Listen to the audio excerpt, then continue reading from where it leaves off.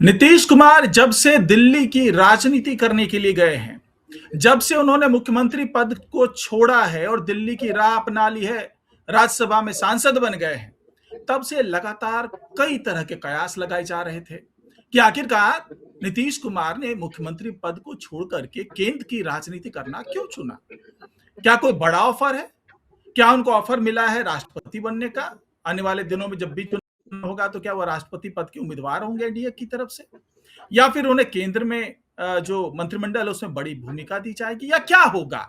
तमाम जितनी मुँह उतनी बातें, तमाम तरह के कयास लगाए जा रहे थे। अब एक नई चर्चा शुरू हुई है। चर्चा ये शुरू हुई कि भाई केंद्रीय मंत्रिमंडल में जो कैबिनेट है उसमें विस्तार होना है और वहां पर अब इनकी भूमिका बड़ी होने वाली है और केवल ये मंत्री नहीं होंगे बल्कि इनको डिप्टी पीएम बनाना चाहिए। अब ये मांग की है आरजेडी ने। जब आरजेडी ने मांग की तो जेडीयू ने उस पर मुहर लगा दी कि हाँ जी ऐसा होना चाहिए। लेकिन अचानक जब सब कुछ लगा कि भाई आरजेडी ने मांग कर दी, जेडीयू ने मान ली, तो फिर यहाँ पे राजनीति कहां से होगी? तो तेजस्वी यादव अब कह रहे हैं कि इनको डिप्टी पीएम बनाना इनकी बेइज्जती है, इनका सम्मान कम किया जा रहा है। ये तो पीएम मटेरियल हैं, इनको तो पीएम बनना चाहिए, डिप्टी पीएम क्यों बनाया जा रहा है?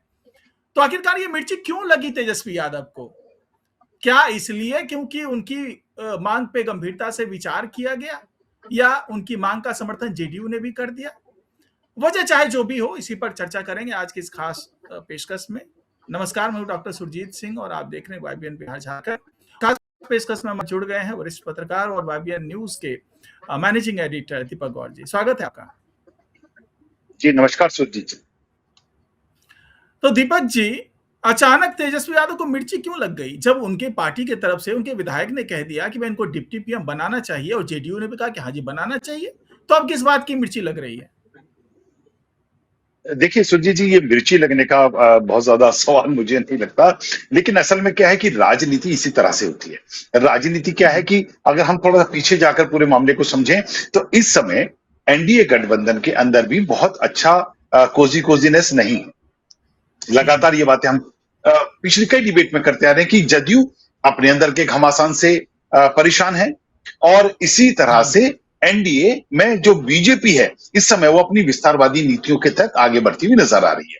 लेकिन क्योंकि जदयू का बहुत अहम रोल केंद्र की राजनीति में भी है, केंद्र की राजनीति में जो दखल जदयू का है उसे अभी खारिज नहीं किया जा सकता, उसे नकारा नहीं जा सकता। और यही कारण है कि लगातार पिछले कई समय से प्रधानमंत्री नरेंद्र मोदी से लेकर जितने भी उच्च स्तरीय जो नेता बीजेपी के रहते हैं वो नीतीश कुमार से संबंधित कोई ऐसी टिप्पणी नहीं करते हैं। हालांकि पीछे भी जब वो राजद के साथ थे तब बहुत कड़ी टिप्पणियां हुई थी, लेकिन जैसे एक बार वो एनडीए के साथ आए हैं, क्योंकि अब जदयू मौजूदा समय में केंद्र की सरकार की भी बहुत जरूरत है और बिहार सरकार में भी अभी एक बड़ी जरूरत बनी हुई है। लेकिन इसी के साथ साथ जहां बीजेपी अपना विस्तार कर रही है, जेडीयू के अंदर घमासान मचा हुआ है, राजद के अंदर घमासान मचा हुआ है और इस पूरी पशुपेश की स्थिति जो घमासान सियासी दलों के अंदर मचा हुआ है उसमें एक तुर्रा सबसे पहले जो है राजद के ही जो विधायक हैं मुकेश रोशन ने खुद ये बात कहा था कि भाई अब कैबिनेट का विस्तार हो रहा है और इस कैबिनेट, केंद्र के जो कैबिनेट का विस्तार है उसमें बिहार का एक बड़ा प्रतिनिधित्व नजर आना चाहिए। हम ऐसी डिमांड करते हैं कि बिहार उसमें चमकता हुआ दिखे, नजर आए कि बिहार के नेता भी केंद्रीय राजनीति में हस्तक्षेप रखते हैं। और इसी तरह से उन्होंने अपनी बात को आगे बढ़ाते हुए कहा कि इसी कड़ी में यह भी होना चाहिए कि अब डेप्टी पीएम का जो रोल है वो नीतीश कुमार को दिया जाए। ये कुछ दिनों पहले की बात है, क्योंकि कैबिनेट विस्तार में यह भी बात आ रही है कि हो सकता है नीतीश को केंद्रीय मंत्री बनाकर उन्हें कोई बड़ा पोर्टफोलियो दिया जाए। लगातार इस तरह की बातें आ रही हैं कि कैबिनेट में बड़ा बदलाव होने जा रहा है। मोदी अभी विदेश दौरे पे थे, उसके बाद जैसे वो लौटेंगे एक कैबिनेट की बैठक होगी और उसके बाद ये ऐलान होना भी तय ही माना जा रहा है, जिसमें कई अच्छे बड़े जो मंत्रालय हैं उनमें कुछ फेरबदल की जाएगी। लेकिन जदयू का नाम यहां लाना और नीतीश कुमार का यहां नाम लाना पूरी तरह से एक सियासती मामला था। सबसे पहले राजद के ही नेता मुकेश रोशन जो है इस तरह का प्रस्ताव रखते हैं। इससे उत्साहित होकर पंकज मिश्रा जो जदयू के विधायक हैं वो कहते हैं हम्म, कि ये तो बहुत अच्छी बात है, ऐसा होना चाहिए। और वो राजद का ये जो एक प्रस्ताव था, राजद के एक विधायक ने जो एक से कहा था, उस पे अपना एक और एक 11 लगा के 11 करते हुए वो अपनी बात को आगे बढ़ाते हैं। अब इस पर हम्म, सुगबुगाहट शुरू होती है, बहुत सारी बातें शुरू हो जाती हैं, लेकिन फिर अब इस मामले को सियासत कर देने का, क्योंकि कहीं ना कहीं इस तरह की अटकलें भी लगातार लगाई जा रही हैं कि नीतीश कुमार अभी के जो हाल के सिनेरियो है केंद्र सरकार का, और जो बिहार सरकार, उससे बहुत ज्यादा खुश नहीं है। और इसी बीच में अपने लिए एक सियासी जमीन तलाश रहे हैं तेजस्वी यादव। यही कारण हम्म, है कि शायद तेजस्वी यादव ने थोड़ा सा प्रो तरीके से बोलते हुए ये कहा कि नीतीश कुमार तो प्रधानमंत्री मटेरियल हैं, अगर उनको डेप्टी बनाया गया तो ये तो बेइज्जती की हम्म, बात है। तो कहीं ना कहीं ये हम्म, बटरिंग वाले मोड में आ रहे हैं, ये उस मोड में जाते हुए दिख रहे हैं कि जहां अगर आगे जदयू और बीजेपी के बीच में कुछ घमासान हुआ, या आने वाले समय में कुछ भी ऐसी टकराव की बातें आई, तो नीतीश कुमार को ये लगे कि हमारे पास second plan RJD plus JDU का गठबंधन, हम्म, और सेकंड प्लान हमारे पास सरकार बनाने का, जैसे वो पूर्व में भी कर चुके हैं, इस तरह का प्लान हो। हम्म, तो मुझे पूरी तरह से ये जो मामला है बहुत ज्यादा, देखिए ये बात तो तय है कि उन्हें केंद्र में लाया गया है, राज्यसभा का उनको सांसद बनाया गया है, बिना पोर्टफोलियो का उन्हें मंत्री भी मतलब सांसद भी नहीं रहने दिया जाएगा, उनको एक पोर्टफोलियो भी दिया जाएगा, एक सही सा मंत्रालय भी दिया जाएगा। लेकिन ये जो सियासत हुई, ये सियासत ने कहीं ना कहीं अपनी तरफ से एक एक कार्ड प्ले जो है तेजस्वी यादव ने किया है कि देखिए आपके पास मौका है, और आज भी आप हमारे चचा हैं, और आप भले ही हम आपको पहले पलटू चाचा कहते रहे हो, तो एक बार फिर पलटी मारिए और आइए हमारे साथ, और देखिए हम तो आपको प्रधानमंत्री मटेरियल समझते हैं, हम्म, दूसरे लोग आपको क्या समझ रहे हैं। ये पूरा सियासत का खेल हम्म, है। हम्म। अब देखिए इसमें कितनी विडंबना है कि ये वही नीतीश कुमार हैं जो इंडी ब्लॉक, जो इंडिया गठबंधन है, उसको बड़ा करने और उसका उसको धरातल पर लाने का काम सारा कुछ इन्होंने किया। दौड़ भाग की, नेताओं से मिले, सबको जोड़ा। और जब इस गठबंधन में उन्हें बड़ा पोर्टफोलियो देने की बात आई, कन्वेनर बनाने की बात आई, और कुछ बड़ा ऐसा कि भाई उस इंडी गठबंधन के आगे वो चल सके, तो उस वक्त तो कोई सम्मान दिया नहीं। और आज इनको सम्मान की फिक्र हो रही है। अगर नीतीश कुमार को गठबंधन, महागठबंधन, इंडी ब्लॉक, जो भी कह लें उस गठबंधन का नाम, अगर वहां पर बड़ी भूमिका दे दी गई होती, बड़ा सम्मान कर दिया गया होता, तो वो क्यों लौटते बीजेपी के पास? तो एक तरफ तो आपने उन्हें अपमानित कर दिया, अपमानित होकर के वो बीजेपी के साथ जुड़े हैं। दूसरी तरफ आपने ये मांग कर दी कि भाई इनको डिप्टी सीएम तो होना चाहिए, भले विधायक के माध्यम से मांग करवाई। तो आपने सोचा होगा कि शायद इसका जेडीयू में ही थोड़ा सा विरोध हो जाए कि भाई नहीं नहीं हम देखेंगे, या बीजेपी वाले कोई विरोध कर दें, तो उस वक्त फिर ये मुखर हो जाते कि देखिए ये डिप्टी पीएम नहीं बनाना चाहते। जब इस पे बीजेपी ने चुप्पी साध ली, जेडीयू ने कहा कि हाँ जी बना देना चाहिए, तो इन्हें लगा कि भैया ये दांव भी खाली हो गया, तो क्यों ना अब दूसरा दांव खेला जाए। हालांकि दूर दूर तक इस तरह की तो कोई बात होती नजर नहीं आ रही। देखिए नीतीश कुमार भी बड़े मंजे हुए राजनीतिक खिलाड़ी हैं, उनको पता है कि अगर वो इंडी गठबंधन के साथ गए तो क्या मिलेगा।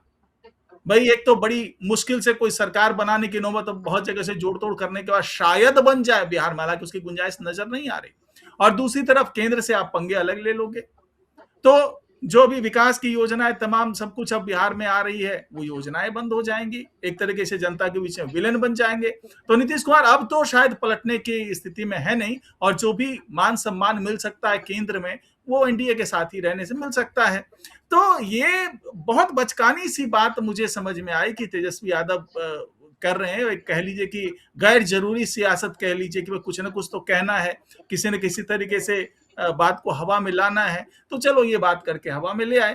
तो दीपक जी, क्या ऐसा नहीं लगता कि जो सम्मान मिलना चाहिए था नीतीश कुमार को इनके साथ में, वही सम्मान नहीं दिया इन्होंने, और अब सम्मान की बात कर रहे हैं? जी बिल्कुल, देखिए ये बात तो लगातार कही गई कि जो नीतीश सरकारों के जो कामकाज था, जब नीतीश और मतलब जदयू और राजद संयुक्त रूप से सरकार में थे, तब के जो सारे काम थे उनका श्रेय तो तेजस्वी यादव ने अपने खेमे में ले लिया। जितनी सरकारी नौकरियां जो मुख्यमंत्री के उससे थी, या जो पूरा एक सरकार काम करती है, उसमें इंडिविजुअल काम नहीं करता, तो उन्होंने कहा ये तो हमने करवाया, ये तो हमारी जिद पे हुआ, इसके लिए तो हम प्रो थे। उस समय जब आए, तो देखिए ये सियासत में ये थाली तब तक ही बजाई जाती है जब तक आवाज सुनी जाती है, उसके बाद सब अपनी थालियां भी रख देते हैं। सियासत में यही वो हो रहा है कि अब इनकी आवाज को सुनने वाला कोई नहीं है, इसलिए ये अपना चमचा थाली लेके अपना लगे हैं एक ढोल पीटने।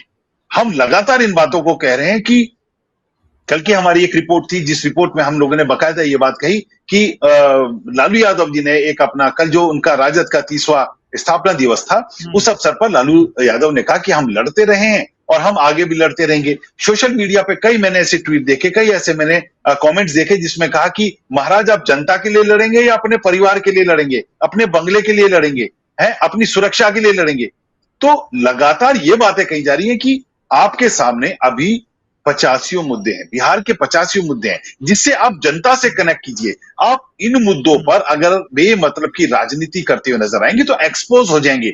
आप साफ तौर पे ये नजर आएंगे कि आप कहीं ना कहीं एनडीए में एक फूट डालने की कोशिश कर रहे हैं। भाई आप ही का विधायक पहले एक मांग करता है, उसमें बीजेपी कुछ कहती नहीं है, उसमें राजद का एक और उत्साही विधायक जो है उसका समर्थन करता है, और आप कहते हैं नहीं जी ये तो बेइज्जती हो जाएगी ऐसा। अरे भाई आप ही के बंदे ने डिमांड करी, बीजेपी ने उस पर कोई स्वीकार नहीं किया, पर नैरेटिव ऐसा बनाना शुरू कर दिया कि नहीं ये तो डेप्टी पीएम बना रहे हैं और डेप्टी पीएम बना के तो निशांत की बेइज्जती हो जाएगी। अरे इसकी कोई चर्चा तो होने दीजिए, इस पर कोई बहस तो होने दीजिए, इसको कहीं ना कहीं उस क्यू में तो आने दीजिए जिसपे मंथन हो। आप मंथन हो तो तब बेइज्जती और इसकी बात कीजिए। आप अपने आप ही कोई एक पत्ता फेंकते हैं और उठा के फिर उसी को गरियाने लगते हैं। तो ये तरीका एक ओछी राजनीति का प्रतीक नजर आ रहा है। तेजस्वी यादव इस समय पूरी तरीके से हिले भी नजर आ रहे हैं, उनको शायद मुद्दे नजर नहीं आ रहे हैं, बिल्कुल लगातार है। भरत तिवारी का एक बहुत बड़ा मुद्दा बिहार की उसमें, जिसमें सही में सम्राट चौधरी की सरकार फंसती हुई नजर आ रही है। वो अधिकारी जो इस पूरे स्कैंडल में इन्वॉल्व बताया जा रहा है, उसका प्रमोशन कर दिया जा रहा है, उसको लेकर एक बहस छिड़ गई है। उसके घर में महाभोज की तैयारियां हो रही हैं। आप उस महाभोज में सम्मिलित होइए, कम से कम उस परिवार का दुख भी समझिए। और सही में जिसको अब खुद सरकार भी मान रही है कि उनकी तरफ से कुछ चूक हुई है, कुछ गलतियां हुई हैं, और वो सरकार सम्राट चौधरी खुद कहते हुए नजर आ रहे हैं कि हम दोषियों को सजा देंगे। तो आप इसी मुद्दे पर आप एक पूरा मुद्दा बना सकते थे, आप इसको एक अभियान बना सकते थे कि भाई पुलिसिंग कैसी है, लेकिन आपको टिप्पणी हमेशा वो करनी है जो सियासी राजनीति में कहीं ना कहीं भूचाल लाने वाली हो, घमासान मचाने की कोशिश वाली हो। आप ये कहते हैं कि जो एनकाउंटर हो रहे हैं वो एक जाति के लोग के ज्यादा हो रहे हैं। तो इस तरह की राजनीति अगर आप करेंगे तो आप जनता उस तरह के मोड में नहीं है। ये नया दौर है, ये सोशल मीडिया का दौर है, और यहां एक तरह का भ्रम आप जो फैलाते हैं उसके 5 रेक्टिफिकेशन उसकी आ जाती हैं। आप एक वायरल वीडियो गलत तरीके से चलाइए, कम से कम 10 एजेंसियां इस समय ऐसी हैं जो एकदम से एक्सपोज कर देती हैं कि ये वायरल वीडियो है, ये गलत वीडियो है, ये फर्जी वीडियो है। तो लोगों को एकदम से पता चल रहा है आप किस परसेप्शन को बनाने की कोशिश कर रहे हैं, सियासत में आप क्या नैरेटिव ले जाने की कोशिश कर रहे हैं। अगर आप इसी नैरेटिव और परसेप्शन में उलझे रहे, ये जो छोटे हैं, तो आपकी राजनीति और डिप होती हुई नजर आएगी। और अभी राजद अभी भी बिहार की राजनीति में राजद को कोई खारिज नहीं कर सकता है। अभी स्थिति वो नहीं है कि बिहार में राजद को नकार कर आप अपनी राजनीति को आगे बढ़ा सके। राजद आज भी एक बड़ा फैक्टर है, लेकिन आपके ये बयान, आपकी ये रणनीतियां, आपका मुद्दों पर ना बोलना, आपका केवल परिवार के मुद्दों पर बोलना, आपको अपने पिता के बंगले पर, माँ के बंगले पर, पिता की सुरक्षा पर, इन सब मुद्दों पर, बहन के साथ जो व्यवहार हुआ उस पे, संजय यादव पे, इन पर, मतलब इन चीजों को अभी सियासत में लाने की जरूरत नहीं है। तेजस्वी यादव को और पूरी राजद को यह चाहिए कि वो समझें आज बिहार के मुद्दे क्या हैं। आप इन मुद्दों पर बात कीजिए कि बिहार में निवेश की बातें लगातार सम्राट चौधरी करते आ रहे हैं, वो किताबों पे नजर आ रहा है कि ठीक है इतना का लैंड एक्विजिशन हो गया है। आप जाकर देखिए कि वहां लैंड एक्विजिशन में क्या सही से सबको पैसा मिला है, क्या जो सरकार ने लैंड ले ली है क्या वो उसका यूज सही में विकास की योजनाओं के लिए करने जा रहे हैं, या फिर अपने जो सरकार के जो बड़े जो दल है, चाहे वो बीजेपी हो चाहे वो जदयू हो, क्या वो अपना फ्रीबीज के चक्कर में, जैसे अब वो जो सबको भूमिहीनों को जमीन देने की बात है उसमें यूज करने जा रहे हैं। तो आप सही मुद्दों को तो पकड़िए, आप सही लाइन पर तो आइए। आप राजनीति करने आए हैं या फिर राजनीति में ये छोटे छोटे प्रपंच रचने की कोशिश कर रहे हैं कि ठीक है ऐसे। देखिए बच्चे नहीं है, ना तो भाजपा के नेता ही कुछ इस बचकानी बातें करते हैं, और ना ही जो मतलब हम बिहार की राजनीति नहीं बोल रहे, हम पूरे देश की राजनीति बोल रहे हैं। देश की राजनीति का एक बड़ा नाम है नीतीश कुमार। पिछले 20 सालों से चाहे सरकार समर्थन किसी का रहा हो, लेकिन सियासत के इर्द गिर्द वही बैठे रहे और सत्ता के शीर्ष पर भी वही रहे, तो उनको समझना होगा कि उनको इन बातों में फंसाना बहुत मुश्किल होगा। इस तरह की बातें करके आप जनता के बीच जो मैसेज दे रहे हैं वो बहुत गलत मैसेज है, और उन्हें आना होगा। अगर सियासत में आगे टिके रहना है तो मुद्दों पर बात करनी होगी। ये बेफिजूल की बातें कर ये बेफिजूल के मुद्दे उठाकर तेजस्वी यादव पूरी जो एक लेगेसी रही है लालू परिवार की, हालांकि बहुत सारे विवाद उनकी परिवार से जुड़े हुए रहे, लेकिन राजनीति के कुछ मुद्दे तो उन्होंने भी उठाए हैं। ये मुद्दा विहीन होते जा रहे हैं, और अगर ये मुद्दा विहीन हो जाएंगे तो पार्टी एक दिन अपने नेताओं से विहीन हो जाएगी, अपने कार्यकर्ताओं से विहीन हो जाएगी, और ये जो एक जनता के बीच में इनका जो वोट बैंक है, अगर उनका वोट बैंक भी इनसे खिसकता हुआ नजर आ गया, तो एक ऐसा दल जो सही में बिहार में बड़ा रसूख रखता है, बड़ी दखल रखता है, वो धीरे धीरे अपने अस्तित्व की लड़ाई करता हुआ नजर आएगा। हाँ, तो लेकिन यहाँ पे तो ठीक है, समझ में बात आ गई कि भाई तेजस्वी यादव और आरजेडी का ये सियासी दिवालियापन है कि वो इस तरह के मुद्दे उठा रहे हैं, और जो जनता और जनहित से जुड़ा हुआ मुद्दा है उसको उठाना चाहिए, वो नहीं उठा पा रहे हैं, और वो छोटी-छोटी राजनीति कर रहे हैं। लेकिन क्या अगर हम बहुत गंभीरता से सोचें तो क्या ऐसा संभव है जिस तरीके से मांग की गई है? क्या एनडीए भी इसी तरीके से सोच रहा है? बीजेपी भी इसी तरीके से सोच रही है? नरेंद्र मोदी भी क्या ऐसा ही सोच रहे हैं कि इनको वाकई बड़ा पोर्टफोलियो मिलना चाहिए, इनको डिप्टी पीएम बनाना चाहिए? इसकी कोई गुंजाइश आपको लग रही है? जी, बिल्कुल आपने बात सही पकड़ी, क्योंकि बात निकलेगी तो दूर तलक जाएगी। लोग मुझसे मेरी बेकरारी का सबब पूछेंगे। आजकल हम अपनी डिबेट पे शेर व शायरी थोड़ी बढ़ाने लगे, लेकिन हमारा कहने का निहितार्थ और अर्थात ये है कि अभी पिछले सिनेरियो में आप देख रहे होंगे, तो जिस तरह से बीजेपी ने लगातार पिछले अपने 2-3 राष्ट्रपति जो चयनित किए, वो बहुत बड़ी एक अब जिस तरह से मुर्मू जी का राष्ट्रपति पद पे लाया गया, तो वो केवल एक पिक एंड ड्रॉप नहीं था, वो सही में एक बहुत बड़ा सियासी दांव भी था। इसी तरह से अभी सियासी गलियारों से लेके दिल्ली के पूरे जो सियासी गलियारे हैं, उसमें इस तरह की सुगबुगाहट तो है कि कहीं ना कहीं हो सकता है अगले साल मुर्मू जी का टेन्योर खत्म हो रहा है, और इस तरह के कयास और सियासी गलियारों में चर्चाएं पूरी मुखर तरीके से हुई हैं कि क्या अगला राष्ट्रपति नीतीश कुमार को बनाया जा सकता है। देखिए, हमारे देश में संविधान में जो भी व्यवस्था है उसमें बहुत ज्यादा सक्रिय भूमिकाएं जो हैं वो कार्यपालिका की, उसमें भले ही राष्ट्रपति का दखल ना हो, लेकिन राष्ट्रपति का जो दखल होता है वो एक डेजिग्नेशन होता है, वो एक सर्वोच्च पद है। उस पद पर अमूमन उन्हीं लोगों को बैठाया जा रहा है पिछले कई लंबे समय से, जहां से सियासी रोटियां सेकी जा रही। सियासी दल यही करते हैं, और अगर इस तरह का नाम नीतीश कुमार का उस पद के लिए पीछे अगर आ रहा है, उसी की सुगबुगाहट थी कि वो राष्ट्रपति की बातों से निकलते वो डेप्यूटी पीएम पर आया और डेप्यूटी पीएम पे उछलना शुरू हुआ। और देखिए, इसको आप गंभीरता से हमें सोचना भी होगा, ये बीजेपी का एक बहुत बड़ा दांव भी हो सकता है। अगर बीजेपी सही में नीतीश कुमार को उपराष्ट्रपति नहीं राष्ट्रपति बना देती है, तो राष्ट्रपति बनाने से एक साथ बहुत सारे उनके क्या कहते हैं जो बॉटलनेक्स है वो हटते हुए नजर आएंगे। जैसा जदयू चाहती है कि भाई उनका जो नेतृत्व है, उनका सर्वोच्च नेता जो है वो केंद्र की राजनीति में एक बड़े पद पर नजर आए, राजद भी यही चाहती है, राजद के नेताओं ने भी यही कहा। तो वो अगर उनको राष्ट्रपति के पद पर बैठा देते हैं तो वो साधते नजर आएंगे। दूसरा, बिहार के लोगों को क्योंकि बिहार में इस टाइम बीजेपी अपनी विस्तारवादी नीतियों को भी बहुत तरीके से एक्सपेंशन प्लान के तहत जोड़ रही है। अगर बिहार का एक शख्स देश का सर्वोच्च पद पे प्रथम नागरिक बन जाएगा, राष्ट्रपति बन जाएगा, तो ये बिहार के लिए भी बड़े सम्मान की बात होगी, जैसा बिहार के लोगों का भी सियासी दलों के नेताओं का भी कहना है। ये दांव मुझे ऐसा लगता है बहुत दूर की कौड़ी होगी, और इससे बहुत ज्यादा हम दो राय नहीं रख सकते। बीजेपी ऐसा कर भी सकती है, मोदी हो चाहे प्रधानमंत्री नरेंद्र मोदी हो। देखिए, ब्रेन है जो इस समय सत्ता के केंद्र के जो ब्रेन है, वो नीतीश कुमार को राष्ट्रपति पद पर बैठा भी सकते हैं, उससे बहुत सारे हिस्सा देंगे, और बिहार में भाजपा अपनी विस्तारवादी नीतियों को अंजाम देने में और बल के साथ जमीन पर उतरती भी नजर आ गई, अगर इस तरह से कुछ चीजें होती हैं। बाकी डेप्टी पीएम वाला तो मुझे नहीं लगता कि वो मोदी जी मोदी जी अपने साथ किसी को जोड़ेंगे, डेप्टी पीएम वाला कुछ नहीं, पर हाँ पीएम ये प्राइम मिनिस्टर वाले उस पे, प्रेसिडेंट वाले पे राधा, प्रेसिडेंट वाले पे ये हाँ जी, प्रेसिडेंट वाले पे ये इस चीज की मैं आशंकाएं और कयासों में नहीं कहूंगा, मैं कहूंगा कि इस चीज की संभावनाएं बहुत प्रबल हैं।